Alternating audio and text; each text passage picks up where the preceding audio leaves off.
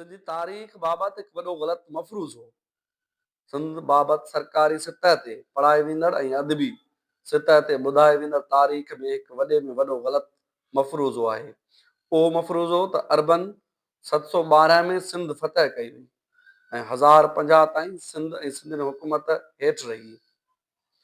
हिन तारीख़ जो वॾे में वॾो महाज़ चचनामो आहे। साईं M.H. पंवर पंहिंजी तारीख़ी तहक़ीक़ी किताब क्रोनोलॉजिकल डिक्शनरी ऑफ सिंध में खोड़सारनि किताबनि जे हवालनि सां उहो ॿुधायो आहे त सिंध ते बिन कासम जी अॻुवाणी में थियल हमिलो राजा ॾाहिर जी हुकूमत ख़तमु त करे वियो, पर अरब पंहिंजो कब्ज़ो ॼमाए न सघिया।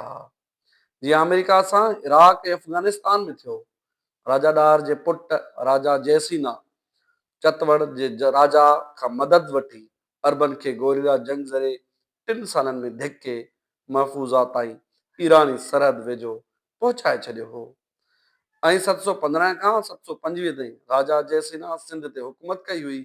जयसीना जे गोरिला जंगनि जो मर्कज़ मुखी ॿेलो हूंदो हो ऐं बैदि में हू मसलत तहत मुस्लमान बि थियो, पर क़त्ल कयो वियो। राजा जयसीना खां पोइ ईंदड़ 10 अरब गवर्नरनि खे सिंध में क़त्ल कयो वियो हो, यानी शदीद वेड़ थी हुई।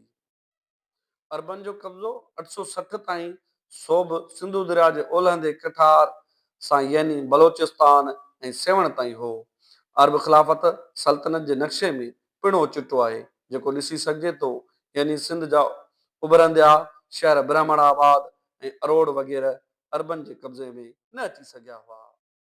860 धारे सिंध अरब कबीला जिन में हबारी, दमनी, यमनी, फातिमी हुआ से पाण में विढ़ंदे विढ़ंदे कमज़ोर थी विया। हबारी सिंधनि सां मिली विया।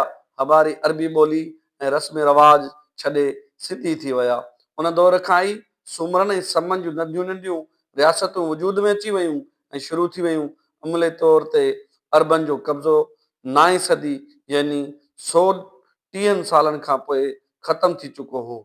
अरबन जे 300 सालनि जी हुकूमत ऐं फतह खे सिंधी अदबी तारीख़नि में डॉक्टर बलोच ऐं ॿियनि ज़ोर वठराए हिकु त नसाबी किताब में जा बजा लिखियो वियो आहे। फतह अरब सिंध फतह कई, अंग्रेज़नि सिंध फतह कई। इहा कहिड़ी ज़हनत आहे, कहिड़ी ॿोली आहे, पंहिंजो इज़हार इसारनि में निमाय तौर कंदी आहे। कब्ज़ो फतह कीअं थियो थी सघे? सिंध जी तारीख़ बाबति इन ग़लति मफ़रूज़ खे ख़तमु करे सिंधी मज़ामत जो तसवुर खे उभारणु घुरिजे। वतन जे बादशाहनि ऐं सूरमनि खे क़ौमी हीरो पेश करे तारीख़ खे सुधारियो वञे ऐं सही कयो वञे।